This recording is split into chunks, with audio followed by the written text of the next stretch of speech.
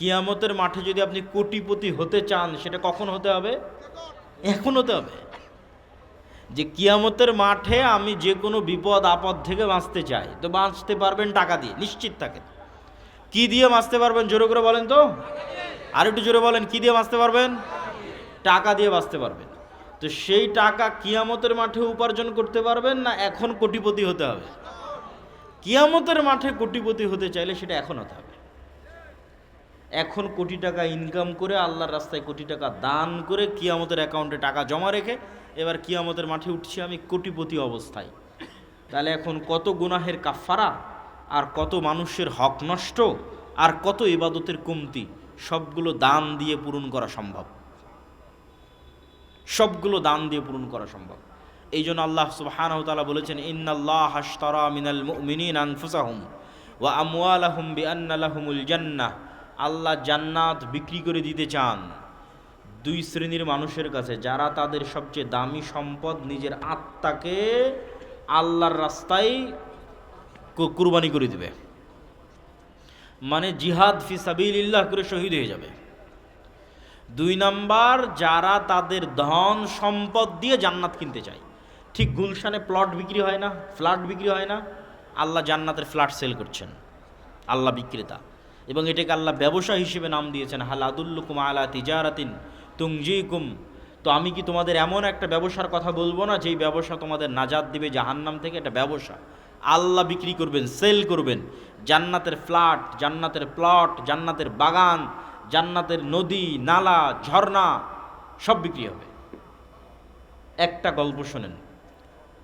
একজন ব্যক্তি রাসূলুল্লাহ সাল্লাল্লাহু আলাইহি ওয়াসাল্লামের কাছে এসে বলছেন, আল্লাহর নবী, আমার বাড়ির পাশে একজন ব্যক্তির খেজুরের একটা গাছ আছে, যে খেজুরের গাছ হেলে হেলে পড়ে আমার বাড়ির মধ্যে ঢুকে গেছে। আমার ছোট ছোট বাচ্চারা সেই গাছের খেজুর পাড়ে, সেই ব্যক্তি বকাঝকা করে। রাসূলুল্লাহ সাল্লাল্লাহু আলাইহি ওয়াসাল্লাম ওই ব্যক্তিকে ডেকে পাঠিয়ে বললেন, জান্নাতে একটা খেজুর গাছের বিনিময়ে এই খেজুর গাছ তুমি এই গরিব মিসকিন মানুষকে দিয়ে দাও। বলেন আল্লাহু আকবার। বিক্রি হচ্ছে না? হচ্ছে না? বিক্রি হচ্ছে। জান্নাতে একটা খেজুর গাছ পাবে আর দুনিয়াতে একটা খেজুর গাছে দিয়ে দিবে, তাহলে জান্নাতের খেজুর গাছ পর্যন্ত বিক্রি হয়ে যাচ্ছে। চিন্তা করেন, জান্নাতের খেজুর গাছ বিক্রি হয়ে যাচ্ছে। এখন এই ব্যক্তি রাজি হলো না। এখানেও শিক্ষা আছে। ব্যক্তি মালিকানায় নবীরও জোর চলে না।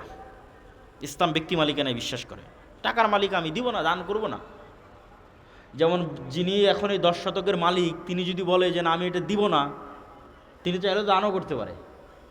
কিন্তু যদি বলে না দিব না, তাহলে কি আপনি জোর করে নিতে পারবেন? পারবেন না।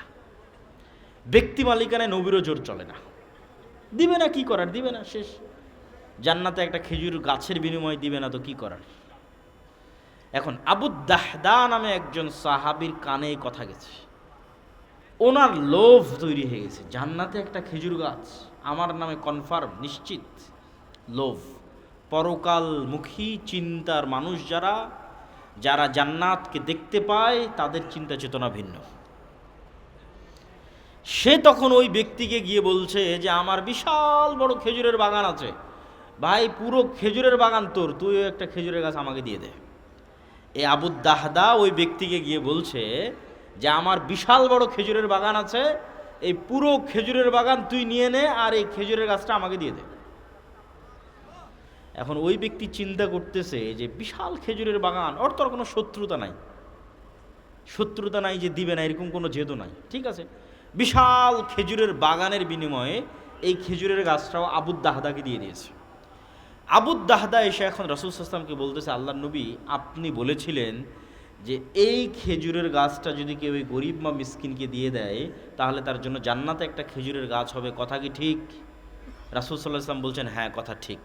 তো আল্লাহর নবীকে তিনি বলছেন, আল্লাহর নবী আমি এই খেজুরের গাছটা পুরো একটা খেজুরের বাগানের বিনিময়ে কিনে নিয়েছি, আর এই খেজুরের গাছটা জান্নাতের খেজুরের গাছের বিনিময়ে লোককে দিয়ে দিলাম। বলেন আল্লাহু আকবার। কি স্যাক্রিফাইস দেখেন।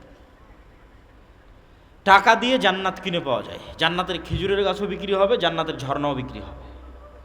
রাসূল সাল্লাল্লাহু আলাইহি ওয়াসাল্লামের মসজিদে নববীর সামনে একটা কুয়া ক্রয়ের প্রয়োজন।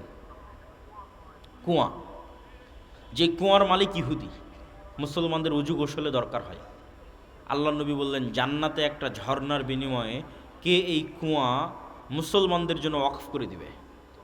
উসমান ইবিন আফফান বললেন, আল্লাহ নবী, জান্নাতে একটা ঝর্ণার বিনিময়ে আমি এই কুয়া কিনে আল্লাহর রাস্তায় ওয়াকফ করে দিলাম। আল্লাহু আকবার। সে উসমান বিন আফফানের সম্পদ এখনও আছে। উসমান বিন আফফানের নামে ব্যাংক অ্যাকাউন্ট আছে, উসমান বিন আফফানের নামে খেজুরের বাগান আছে, উসমান বিন আফফানের নামে অসংখ্য হোটেল আছে মসজিদে নববী এবং মক্কার হারামের পাশে। উসমান বিন আফফানের দান শেষ হয়নি। আজ 1400 বছর পার হয়ে গেছে, উসমান বিন আফফানের সাদাকায়ে জারিয়া চলমান আছে। বলেন আল্লাহু আকবার। কি তাদের ইখলাস আর কি তাদের নিয়ত! তো অর্থ খুব প্রয়োজন, অর্থ দিয়ে জান্নাত কিনে পাওয়া যায়। এই জন্য রাসূল সাল্লাল্লাহু আলাইহি ওয়াসাল্লাম বলেছেন, দুইটা মানুষের সাথে ঈর্ষা জায়েজ, যে ইলম অর্জন করে মানুষকে বিতরণ করতেছে, আর একটা যাকে আল্লাহ টাকারও মালিক করেছে, আবার আল্লাহ রাস্তায় ব্যয় করার তৌফিক দিয়েছে।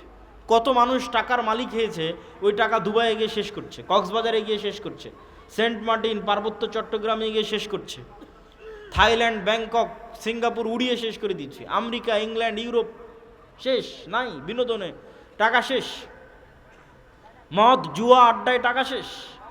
কয়জন লাখপতি কোটিপতিকে আল্লাহ এই তৌফিক দিয়েছে যে তার ওই কোটি টাকা লাখো টাকা আল্লাহর রাস্তায় ব্যয় করার সুযোগ দিয়েছে। আল্লাহু আকবার। এই সত্যি সৌভাগ্যবান, দাউদ সুলাইমানের মতো সৌভাগ্যবান। দাউদ সুলাইমান যেমন সৌভাগ্যবান, কোটি টাকার মালিক, কিন্তু সেই টাকা ব্যয় হবে আল্লাহর রাস্তায়। উসমান ইবিন আফফানের মতো সৌভাগ্যবান, কোটিপতি, কিন্তু ব্যয় হবে আল্লাহর রাস্তায়, বিনোদনে নয়, আরাম আয়েশে নয়। এর চাইতে সৌভাগ্যবান পৃথিবীতে কেউ নাই। এই জন্য টাকা উপার্জন করতে হবে এবং টাকা উপার্জন করে আল্লাহর রাস্তায় দান করতে হবে। মুসলমানেরা ব্যবসায়ী জাতি, বিজনেসম্যান কওম। তাদেরকে চাকুরিজীবী বানিয়েছে ইউরোপিয়ানরা। ব্যবসা না করলে দান করতে পারবেন না। কেন কৃষিকাজকে আল্লাহ অপছন্দ করেছে? কৃষিকাজের নাম কাফের, শাইখ বলে গেলেন। মাটিতে বীজ লুকিয়ে রাখে, আর যে কাফের সে ঈমান লুকিয়ে রাখে, আর ওই কাফের কৃষক মাটিতে বীজ লুকিয়ে রাখে। কৃষি কাজ করে দান করা কঠিন আছে। দান করতে হলে ব্যবসায়ী করতে হবে। এই জন্য রাসূলুল্লাহ সাল্লাল্লাহু আলাইহি ওয়াসাল্লাম বলেছেন, আত-তাজির আস-সাদুক আল-আমিন, সত্যবাদী আমানতদার ব্যবসায়ী কিয়ামতের মাঠে নবী রাসূলদের সাথে থাকবে। কত বড় ফজিলত! সত্যবাদী আমানতদার ব্যবসায়ী কিয়ামতের মাঠে কাদের সাথে থাকবে?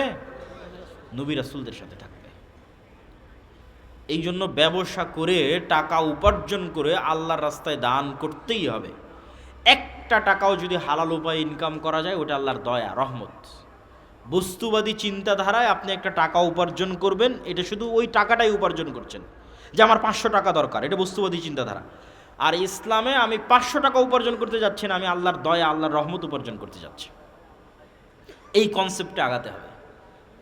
থাকবেন অল্পে তুষ্ট, কিন্তু ইনকাম করতে হবে সর্বোচ্চ আল্লাহর রাস্তায় দান করার জন্য। অল্পে তুষ্ট মানে বিলাসী নয়, অপচয়কারী নয়।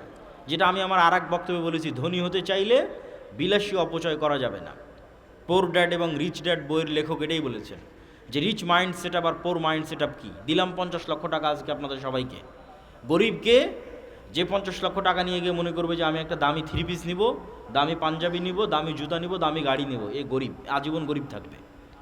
আর যে 50 লক্ষ টাকা নিয়ে গিয়ে বলবে যে আমার ছেঁড়া পাঞ্জাবি আছে, পাঞ্জাবি ছেঁড়াই থাক, আমার জুতা ময়লা আছে, ময়লাই থাক, এই 50 লক্ষ টাকা এমন জায়গায় ইনভেস্ট করব যেখান থেকে আবার টাকা ইনকাম হবে। এখন যে নিয়ে গিয়ে গাড়ি কিনলো, গাড়িতে তো তেল খরচ হবে, টাকার খরচ তো আরও বেড়ে গেল। আর যে 50 লক্ষ টাকা নিয়ে গিয়ে এমন জায়গায় ইনভেস্ট করলো যেখান থেকে টাকা বের হবে, ধনী, কোনো না কোনো দিন ধনী হবেই। তাহলে অল্পে তুষ্ট মানে ওই যে বিলাসিতা, বিলাসিতা মুক্ত। তো যাক, আমি আমার আলোচনার মূল কথায় আসি। জরুরি আলোচনা করতে করতে বলেছি আলোচনা শেষ হয়ে যাবে। একটা জরুরি আলোচনা শেষ করলাম, সাবান। 2 নম্বর জরুরি আলোচনা হচ্ছে দান অত্যন্ত পাওয়ারফুল ইবাদত। দান দিয়ে জান্নাতে ফ্ল্যাট কিনতে পাওয়া যাবে, দান দিয়ে জান্নাতে ঝর্ণা কিনতে পাওয়া যাবে, দান দিয়ে জান্নাতে গাছ কিনতে পাওয়া যাবে, দান দিয়ে জান্নাতে ঘর কিনতে পাওয়া যাবে, দান দিয়ে জান্নাতে বাড়ি, প্যালেস, বিল্ডিং কিনতে পাওয়া যাবে। আজকে আপনারা যেই মাটির উপর বসে আছেন, এই মাটির